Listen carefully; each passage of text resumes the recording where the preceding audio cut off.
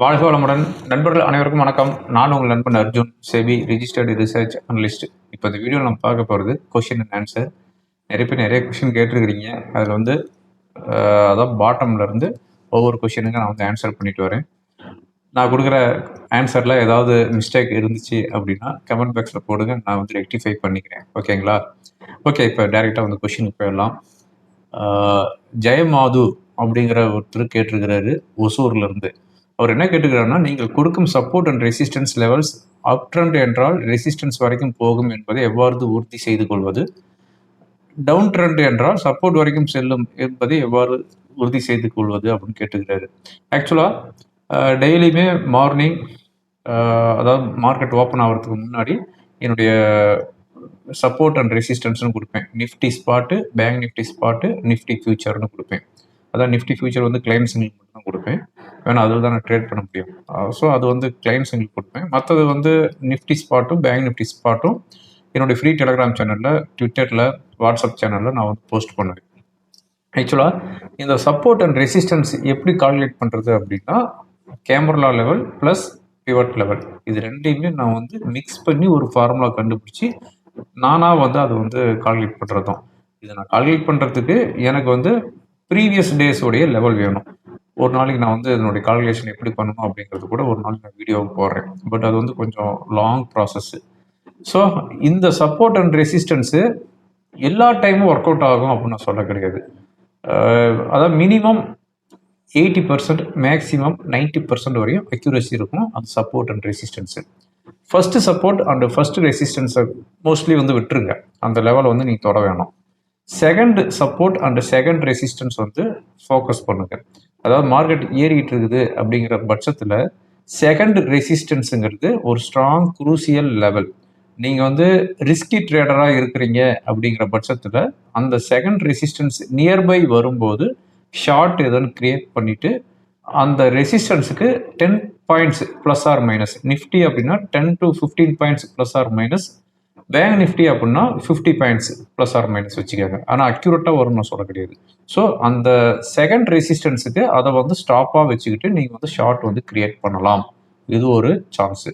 ரெண்டாவது சான்ஸ் என்ன அப்படின்னா, அந்த செகண்ட் ரெசிஸ்டன்ஸை கிராஸ் பண்ணிட்டு சஸ்டெயின் ஆகுது, ஸ்டேபிள் ஆகுது அப்படிங்கிற பட்சத்தில் தேர்ட் லெவல் போகும். அப்படிங்கும்போது நீங்கள் அந்த இடத்துல நீங்கள் வந்து லாங் வந்து கிரியேட் பண்ணலாம். ஸோ தேர்ட் லெவல் போகிறதுக்கு உண்டான பாசிபிலிட்டிஸ் இருக்குது. இது வந்து செகண்ட் மெத்தடு. ஒருவேளை தேர்ட் லெவலும் போயிடுச்சுங்க, அதுக்கு மேலே சஸ்டெயின் ஆகிட்டு இருக்குது அப்படிங்கிற பட்சத்தில் நான் ஸ்டாப்பாக போகும். அதாவது செகண்ட் ரெசிஸ்டன்ஸை பிரேக் பண்ணிட்டு தேர்ட் ரெசிஸ்டன்ஸையும் பிரேக் பண்ணிட்டு மார்க்கெட் போகுது அப்படின்னா அன்னைக்கு வந்து ஒரு பெரிய ஒரு ரேலி அன்னைக்கு அப்படின்னு அர்த்தம். ஓகேங்களா? இது வந்து ரெசிஸ்டன்ஸுக்கு. சப்போர்ட் அப்படி பார்த்தோம் அப்படின்னா ஃபர்ஸ்ட் சப்போர்ட் விட்டுருங்க. செகண்ட் சப்போர்ட் வருது அப்படிங்கிற பட்சத்தில் nearby support 10 points to 15 points plus or minus சப்போர்ட்டில் வச்சுக்காங்க. அந்த பாயிண்ட்ஸுக்கு கீழே போகாது அப்படின்ட்டு ஒரு பிலீவ். ஓகேங்களா? அப்படிங்கும்போது அந்த இடத்துல நீங்கள் வந்து லாங் எடுக்கலாம். லாங் எடுத்தீங்க அப்படின்னா உங்களுக்கு ஃபர்ஸ்ட் ரெசிஸ்டன்ஸோ இல்லை செகண்ட் ரெசிஸ்டன்ஸோ போகலாம். ஒருவேளை அந்த செகண்ட் சப்போர்ட் பிரேக் பண்ணிட்டு அதுக்கு கீழே சஸ்டெயின் ஆகுது அப்படிங்கிற பட்சத்தில் தேர்ட் சப்போர்ட்டுக்கு போகிறதுக்குண்டான பாசிபிலிட்டிஸ் இருக்குது. ஒருவேளை தேர்ட் சப்போர்ட்டும் பிரேக் பண்ணுது அப்படிங்கிற பட்சத்தில் நான் ஸ்டாப்பாக இறங்கும் அப்படிங்கிறது எதிர்பார்க்கலாம். ஸோ அந்த சப்போர்ட் அண்ட் ரெசிஸ்டன்ஸுங்கிறது இப்படி தான் நம்ம வந்து ட்ரை பண்ணணும். ஒருவேளை நீங்கள் ஏதோ பொசிஷன் வச்சுருக்கிறீங்க, நிஃப்டியே கிடையாது, நீங்கள் வேறு ஏதோ பொசிஷன் வச்சுருக்கிறீங்க அப்படிங்கிற பட்சத்தில் நிஃப்டி செகண்ட் ரெசிஸ்டன்ஸ் வந்துருக்குது அப்படிங்கிற பட்சத்தில் நீங்கள் வந்து ஒரு கேர்ஃபுல்லாக அந்த பொசிஷன் வந்து வெளியே வந்துடலாம். இல்லை சப்போர்ட் ஜோனில் இருக்குது அப்படிங்கிற பட்சத்தில் ஓகே இந்த சப்போர்ட் பிரேக் ஆகுதான்னு பார்க்கலாம் அப்படின்ட்டு அந்த இடத்த வந்து ஹோல்டு பண்ணலாம். ஸோ இந்த மாதிரியான ட்ரிக்ஸுக்கெல்லாம் நம்ம சப்போர்ட் அண்ட் ரெசிஸ்டன்ஸ் வந்து யூஸ் பண்ணிக்கலாம். ஓகேங்களா? பட் இந்த support and resistance 100% work out ஆகும் அப்படின்னு நான் சொல்ல கிடையாது. 80% to 90% வரையும் ஒர்க் அவுட் ஆகும் most of the time. Okay, அதுக்கு அடுத்ததாக கேஷவ் குமார் சிவகாசியிலேருந்து கேட்டிருக்கிறாரு. ஹாய் சார், நிஃப்டி 50ல் ஆயில் செக்டரில் பிபிசிஎல் ஸ்டாக் இருக்குது. But based on market capitalisation IOC is large cap. Why BPCL is listed instead of IOCL அப்படின்னு கேட்டிருக்கிறாரு. ஓகேங்களா? ஒரு நல்ல கொஷின் தான் கேட்டிருக்கிறாரு. அதாவது பிபிசிஎல் வந்து நிஃப்டி 50ல் வச்சுருக்கிறீங்க, ஆனால் ஐஓசி வந்து லார்ஜ் கேப்பு. அதோட நல்ல ஒரு மார்க்கெட் கேபிடேஷன் பெருசா இருக்குது. பட் அதையே நிஃப்டி 50ல வைக்க கிடையாது அப்படின்னு கேட்டுக்கிறாரு. ஆக்சுவலா நிஃப்டி 50ல ஒரு ஸ்டாக் ஆட் பண்ணணும் அப்படின்னா, அதுக்கு வந்து சம் கிரிட்டீரியா வச்சிருக்கிறாங்க. எனக்கு தெரிஞ்சத நான் சொல்லிடுறேனே. நெறைய கிரிட்டீரியா இருக்கும். பட் எனக்கு தெரிஞ்சது என்ன அப்படின்னா, அந்த ஸ்டாக் வந்து F&Oல இருக்கணும். நிஃப்டி 50ல அந்த ஸ்டாக் உள்ள கொண்டு வராங்க அப்படின்னா, ஃபியூச்சர் அண்ட் ஆப்ஷன்ல அந்த ஸ்டாக் இருக்கணும். First point. செகண்ட் பாயிண்ட் அப்படின்னு பார்த்தோம் அப்படின்னா, ஃப்ரீ ஃப்ளோட் மார்க்கெட் கேபிடலைசேஷன். அந்த ஃப்ரீ ஃப்ளோட் மார்க்கெட் கேபிடலைசேஷன் பொறுத்தவரையும் லாஸ்ட் 6 மந்த்ல 1.5 டைம்ஸ் அதிகமா இருந்திருக்கணும். ஓகேங்களா?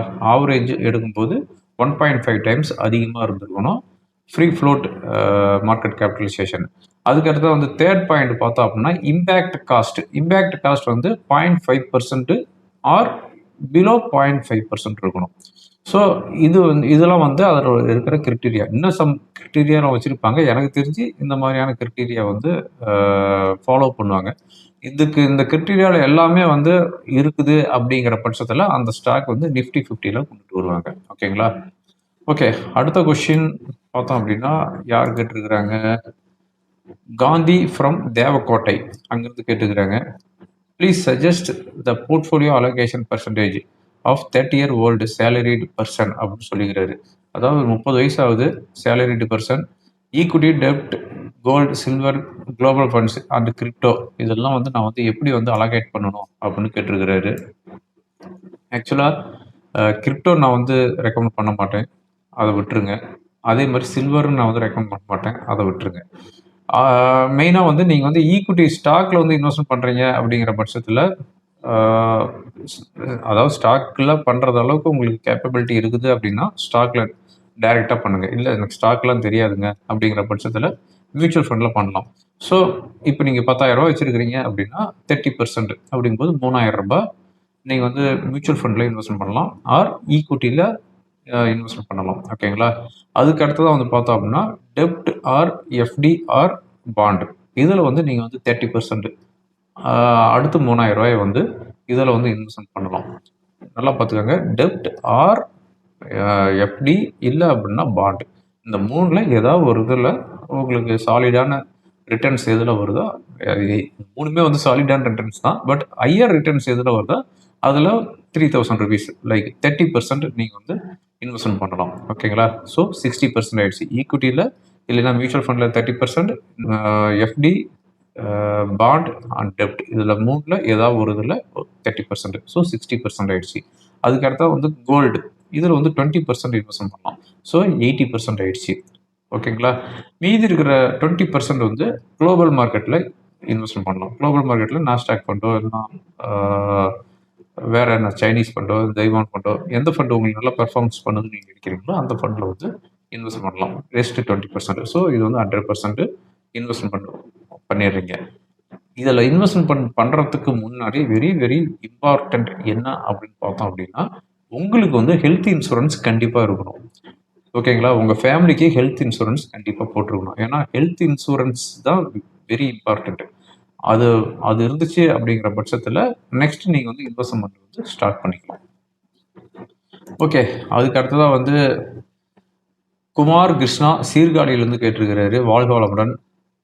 சின்ராசு போர் தொடங்குவாரா தொடங்க மாட்டாரா அப்படின்னு 2 வாரத்துக்கு முன்னாடி கேட்டுக்கிறாரு. அவர் தொடங்கிட்டாருங்க. தொடங்கிட்டு ரொம்ப வெறித்தனமாக போர் போயிட்டு இருக்குது. இந்த நான் வீடியோ ரெக்கார்ட் பண்ணிட்டு இருக்கிறது 12th March Thursday evening record பண்ணிட்டு இருக்கேன். வெறித்தனமாக போர் போயிட்டு இருக்குது. அதுக்கடுத்த வந்து பேச்சிமுத்து தூத்துக்குடியிலிருந்து கேட்டிருக்கிறாரு. ஆர்இசி 432 ஷேர்ஸ்க்கு வாங்கியிருக்கிறேன், 432 ருபீஸுக்கு வாங்கியிருக்கிறேன், 900 ஷேர்ஸ் இருக்குது அப்படின்னு சொல்லியிருக்காரு. ஆக்சுவலாக நம்ம ஃபினான்ஸ் மினிஸ்டர் February 1 அன்னைக்கு பட்ஜெட்டில் சொல்லியிருக்கிறாங்க ஆர்இசி பிஎஃப்சி வந்து மெர்ஜர் பண்ணுறோம் அப்படின்ட்டு. பட் அதுக்கு உண்டான நியூஸ் தான் கொடுத்துருக்குறாங்க. அதனுடைய ப்ரொப்போசல் இன்னும் இது வர கிடையாது. எப்போ மெர்ஜர் என்ன ஏது அப்படிங்கிறது எதுவுமே இது வரையும் சொல்ல கிடையாது. பட் இந்த ஸ்டாக்கை பொறுத்தவரையும் என்ன சொல்கிறது, இந்த மெர்ஜர் நியூஸ் வந்து ஏதாவது ஒரு பாசிட்டிவ் நியூஸ் வந்துச்சு அப்படின்னா ஏறத்துக்குண்டான வாய்ப்பு இருக்குது. இந்த ஸ்டாக்கை பொறுத்தவரையும் இன்னைக்கு ரேட்டு பார்த்தோம் அப்படின்னா 345 ருபீஸ் இருக்குது. இந்த ஸ்டாக்லாம் வந்து ஒரு சீசன் ஏறிச்சு அப்படின்னா ஏறிக்கிட்டே இருக்கும், இறங்குச்சு அப்படின்னா இறங்கிட்டே இருக்கும். இப்போ வந்து இறங்கிட்டு இருக்கிற சீசன், அதனால இந்த லெவலில் இருக்குது. இப்போ இருக்கிற ட்ரேட் ஆகிட்டு இருக்கிற லெவல் வந்து பார்த்தோம் அப்படின்னா நவம்பர் 2023 என்ன ரேஞ்ச் இருந்துச்சு அந்த ரேஞ்சில் இருக்குது. அதுக்கு முன்னாடி வந்து இப்போ நியர்லி வந்து 650 ருபீஸ் போயிட்டு இப்போ வந்து 350 ₹250 இருக்குது. ₹300 வந்து இறங்கி இருக்குது. ஓகேங்களா?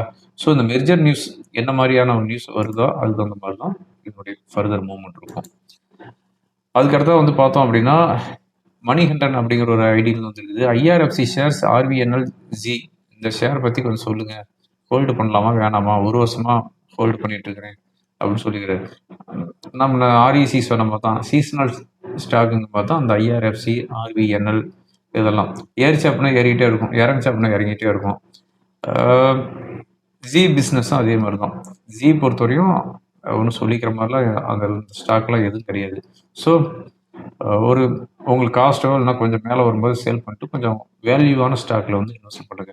வேல்யூவான ஸ்டாக்கில் இன்வெஸ்ட் பண்ணோம் அப்படின்னா மார்க்கெட் கரெக்ஷன்லேயும் வந்து ஒரு பெரிய லெவலில் இறங்காது. இதே மிட் அண்ட் ஸ்மால் கேப்பில் வந்து மார்க்கெட் இறங்கும் போது வேகமாக இறங்கும். ஓகேங்களா? ஓகே, அதுக்கு அடுத்ததாக வந்து சந்தோஷ்குமார் அசோகன் பள்ளிப்பாளையத்துலேருந்து கேட்டிருக்கிறாரு. அதாவது ஈரோடு டிஸ்ட்ரிக்டா நாமக்கல் டிஸ்ட்ரிக்ட்னு தெரியல. பள்ளிப்பாளையத்துலேருந்து கேட்டிருக்கிறாரு. Yesterday nifty expiry 25,600 future, spot 24,500, 24,500 call and போட்டு ஜீரோவில் க்ளோஸ் ஆயிடுது. 24,500 இந்த மணியா அப்படின்னு கேட்டுக்கிறாரு. இல்லையா அப்படின்னு கேட்டுக்கிறாரு. எப்பவுமே வந்து ஃபியூச்சர் வந்து கன்சிடரே பண்ணாதீங்க. ஃபியூச்சரை வந்து ஒரு வாரமாக வச்சுருங்க. ஸ்பாட் என்ன ட்ரேட் ஆகிட்டு இருக்கு, 24,500 ட்ரேட் ஆகிட்டு இருக்குது அப்படின்னா 24,450 கால் ஆப்ஷன் இருக்குது பார்த்தீங்களா? அந்த 24,450 கால் ஆப்ஷன் வந்து இந்த மணி. 24,500 இருக்குது பார்த்தீங்களா? அது வந்து அடுத்த மணி. 24,550 இருக்குது கால் ஆப்ஷன் இருக்குது பார்த்தீங்களா? அது வந்து out of the money. So என்ன ஸ்பாட் ட்ரேட் ஆகிட்டு இருக்குது, அந்த ஸ்பாட்டில் இருக்கிறது அடுத்த மணி, அதுக்கு கீழே இருக்கிறது இந்த மணி, அந்த ஸ்பாட் லெவலுக்கு மேலே இருக்கிறது அவுட் ஆஃப் த மணி. ஓகேங்களா? ஓகே, அதுக்கு அடுத்தது வந்து சேரன் ஃப்ரம் பெங்களூர்லேருந்து கேட்டுக்கிறாரு. Struck in Lakshmi organic since many years அப்படின்னு கேட்டுக்கிறாரு. இந்த லக்ஷ்மி ஆர்கானிக் இவர் சொன்னதுக்கு அப்புறம் தான் அந்த ஸ்டாக்கே நான் ஓப்பன் பண்ணி பார்த்தேன். ஆக்சுவலாக அந்த ஸ்டாக்கு 2021 மார்ச் மந்த்து லிஸ்டிங் ஆயிருக்குது. ₹175 லிஸ்டிங் ஆனது. ₹640 அதுக்கு அடுத்து 4 மாதத்தில் போயிருக்குது. ₹640 போனது இப்போ ₹122 இருக்குது. அதாவது லிஸ்டிங் ப்ரைஸுக்கு கீழே இருக்குதுன்னு வச்சுக்காங்களேன். 2021 போன ப்ரைஸுக்கு கீழே இருக்குது. இப்போ இந்த ஸ்டாக்கை பற்றி நான் சார்ட்டில் பார்க்கும்போது ஒன்றும் விளங்கலை. இப்படி இறங்கிட்டு இருக்குது, என்ன ரேட்டில் வாங்கியிருக்கிறாரு அப்படிங்கிறது தான் எனக்கு தெரியல. எனிவே இந்த ஸ்டாக்கு நீங்கள் இன்னமும் வச்சுக்கிட்டு இருக்கிறீங்க அப்படின்னா இப்போ ரீசெண்டாக ஒரு லோவில் வந்து பவுன்ஸ் ஆகிருக்குது. அப்படிங்கும்போது ₹110 வந்து ஸ்டாப்பாக வச்சுக்கிட்டு தான் ஹோல்டு பண்ணுது. ஓகேங்களா? மரியா ஜான் அப்படிங்கிற ஒரு ஐடியில் இருக்குது. ஓப்பன் இன்ட்ரெஸ்ட் நிஃப்டி மற்றும் சென்செக்ஸ் பார்ப்பது போல் இண்டிவிஜுவல் ஸ்டாக்ஸ் பார்க்கலாமா அப்படின்னு கேட்டுக்கிறாரு. கண்டிப்பாக பார்க்கலாம். ஒவ்வொரு ஸ்டாக்குங்க ஓப்பன் இன்ட்ரெஸ்ட் பார்க்கலாம். பட் அந்த ஸ்டாக் எல்லாம் வந்து அவ்வளோ கிளியராக இருக்காது. ஓப்பன் இன்ட்ரெஸ்ட் வந்து ஒரு ஹெவியாலாம் இருக்காது. அந்த எக்ஸ்பிரி டே இருக்குது பார்த்தீங்களா, லாஸ்ட்டு டியூஸ்டே, அந்த மந்தோடைய லாஸ்ட் டியூஸ்டே வந்து மந்த்லி செட்டில்மெண்ட். அந்த டியூஸ்டேக்கு ஒரு 4 நாளைக்கு முன்னாடி ஓப்பன் இன்ட்ரெஸ்ட்டு கொஞ்சம் கிளியர் ட்ரெண்டில் தெரியும். மந்த் பிகினிங்கில் ஓப்பன் இன்ட்ரெஸ்ட் அவ்வளோவா கிளியராக தெரியாது. ஓகே, மாரிமுத்து ஃப்ரம் தென்காசியிலிருந்து கேட்டுக்கிறாரு. தினமும் நீங்கள் காலையில் கொடுக்கும் நிஃப்டி லெவல்ஸ் சப்போர்ட் அந்த ரெசிஸ்டன்ஸ் வரைக்கும் என்ட்ராடே வெயிட் பண்ணலாமா? இன்னொரு கேள்வி, அந்த மாதிரியான லெவல்ஸ் கண்டுபிடிக்க முடியுமான்னு கேட்டுக்கிறாரு. இதுக்கு தான் நான் ஃபஸ்ட்டே நான் வந்து கொஸ்டின் ஆன்சர் பண்ணிட்டேன். நான் இதுக்கு நான் வந்து செப்பரேட்டாக ஒரு வீடியோ வந்து நான் போஸ்ட் பண்ணுறேன். ஓகேங்களா? ஓகே, நாகர்கோவில் வந்து சுரேஷ் அப்படிங்கிற ஒருத்தர் கேட்டுக்கிறாரு. நீங்கள் உங்கள் வாழ்க்கையில் மறக்க முடியாத ஒரு நாள், நான் இனிமேல் இந்த தப்பு செய்ய மாட்டேன் என்று முடிவு செய்தது, அந்த அனுபவம் பற்றி சொல்ல முடியுமான்னு கேட்டுக்கிறாரு. பரவாயில்ல, ட்ரேடிங்னு சொல்லிட்டாரு. உங்களுடைய லைஃப் லைன் கேட்க கிடையாது. ஏன்னா என் லைஃப்பில் வந்து நிறைய அடிபட்டு இப்போ ரீசெண்டாக கூட ஒரு இன்சிடெண்ட் நடந்துச்சு. அதுலேருந்து என்னால் இன்னமும் வெளியே வர முடியல. ஒரு பெரிய ஒரு இன்சிடெண்ட்டு. ஸோ ட்ரேடிங்லையும் கேட்டதுனால நான் வந்து அதை சொல்லிடுறேன் என்ன அப்படின்ட்டு. ட்ரேடிங்கில் நான் வாழ்க்கையில் மறக்க முடியாத ஒரு நாளில் இல்லை, நிறைய நாள் இருக்குது. அதாவது மெயினாக வந்து ஒரு 2 இயர்ஸ் பேக்கு, அதாவது 2024 ஸ்டார்டிங் நினைக்கிறேன். அதுக்கு முன்னாடி வந்து நான் ஆப்ஷன் ட்ரேடிங்கில் ரொம்பவும் என்ன சொல்கிறது, ஆப்ஷன் ட்ரேடில் ரொம்ப ஆக்டிவாக இருந்தேன். ஒரு நாளைக்கு 2 கால்ஸ் 3 கால்ஸ் 4 கால்ஸ் கூட கொடுப்பேன் ஆப்ஷனில். அந்த டைம் வந்து ரொம்ப ஆக்டிவாக, அதாவது டெய்லியுமே வந்து experience mid cap Nifty, fin Nifty, bank Nifty அப்படின்ட்டு டெய்லியுமே எக்ஸ்பீரியன்ஸ் இருந்ததுனால ரொம்ப ஆக்டிவா இருந்தேன். ஆப்ஷன் பேக்கேஜ்ன்னு தனியா வச்சிருந்தேன். அந்த ஆப்ஷன் பேக்கேஜ்ல ஏகப்பட்ட கிளையண்ட்ஸ் இருந்தாங்க. அம் அதுல வந்து அக்யூரசி வந்து 70% 60% தான் இருக்குன்னு வச்சுக்கோங்க. பட் ஆக்டிவா இருந்தேன். அந்த மாரியான டைம்ல நான் வந்து ஒரு அலர்ட் குடுத்துட்டு அது வந்து ஃபெயிலியர் ஆயிடுச்சுன்னா, அது ரெக்கவரி பண்றதுக்கு இன்னொரு அலர்ட் குடுப்பேன். அதுவும் ஃபெயிலியர் ஆயிடும். ஸோ லாட் ஆஃப் ஸ்டாப் வந்து எனக்கு ட்ரிகர்ட் ஆகுற மாரி தெரிஞ்சுச்சு. சரி இது வந்து சரிப்படாது அப்படின்ட்டு, அது மட்டும் இல்லாம என்ன நம்பி இவ்ளோ கிளையண்ட்ஸ் வந்திருக்கிறாங்க. இவங்க வந்து ஆப்ஷன் ட்ரேடிங்ல நான் சொன்னேன் அப்படின்னா, அதாவது அந்த கடவுளே வந்து சொன்ன மாரி இவங்க வந்து கண்மூடித்தனமா வாங்குறாங்க. அப்ப அவங்களுக்குலாம் எவ்ளோ லாஸ் வரும் அப்படின்ட்டு, அது வந்து நான் ரொம்பவும் ஃபீல் பண்ணேன். ரொம்பவும் ரியலைஸ் பண்ணேன். அதுக்கப்புறம் அந்த பேக்கேஜ 2024 ஜனவரி மாசமே வந்து நான் குளோஸ் பண்ணிட்டேன். ஸோ ஆப்ஷன் பேக்கேஜ் அப்படின்ட்டு எந்த ஒரு பேக்கேஜுமே என்கிட்ட கிடையவே கிடையாது. 2024 ஜனவரியிலேயே நான் வந்து ஆப்ஷன் பேக்கேஜ் வந்து குளோஸ் பண்ணிட்டேன். அதான் வந்து வாழ்க்கையில நான் மறக்க முடியாத ஒரு தருணம். ஏன்னா, அந்த ஆப்ஷன் பேக்கேஜ்ல எனக்கு வந்து போல்டா சொல்லிர்றேனே, கிட்டத்தட்ட 300, 400 கிளையண்ட்ஸ் இருந்தாங்க. அந்த இன்கம் எனக்கு வேண்டாம் அப்டின்ட்டு நான் வந்து அந்த பேக்கேஜ் வந்து நான் குளோஸ் பண்ணேன். ஓகேங்களா? அதாவது என்ன நம்பி வர்றவங்கள நாம வந்து இது பண்ணக்கூடாது. அதாவது மார்க்கெட் வந்து ரொம்ப வாலட்டிலிட்டி இருக்கும். அப்டிங்கும்போது அந்த வாலட்டிலிட்டில வந்து 1 கால்ஸ், 2 கால்ஸ், 3 கால்ஸ்ன்னு குடுக்கும்போது ரொம்ப சஃபர் ஆகும். கிளையண்ட்ஸ் ஆகுறாங்கல்ல. அதனால அந்த பேக்கேஜ் நான் வந்து குளோஸ் பண்ணிட்டேன். எனக்கு இன்கம் இல்லைனாலும் பரவால்ல. என்ன ஃபாலோ பண்றவங்க நல்லா இருக்கணும். அவங்க வந்து வெல்த் வந்து கிரியேட் பண்ணணும் அப்டின்ட்டு. ஸோ, இப்ப இருக்கிற கிளையண்ட்ட வச்சு நான் வந்து சந்தோஷமா இருக்கேன்னு வச்சுக்கோங்களேன். ஸோ, அதுதான் என் வாழ்க்கையில நான் மறக்க முடியாத ஒரு சந்தர்ப்பம்னு சொல்ல முடியும். Okay friends. மெனி கொஸ்டின் இந்த வீடியோல ஆன்ஸர் பண்ட்டேன். நான் குடுத்த ஆன்ஸர்லாம் உங்களுக்கு யூஸ்ஃபுல்லா இருக்கும்னு நெனைக்கிறேன். யூஸ்ஃபுல்லா இருந்துச்சு அப்டின்னா ஃப்ரெண்டுக்கு ஃபார்வர்ட் பண்ணுங்க. தேங்க் யூ ஃபார் வாட்சிங். வாழ்க வளமுடன்.